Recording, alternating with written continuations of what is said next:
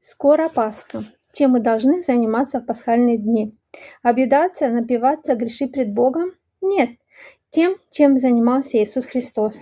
Он всегда, все время проповедовал ученикам своим, тем людям, которые ходили за Иисусом, которые хотели слушать Его. Но на Пасху Иисуса Христа убили.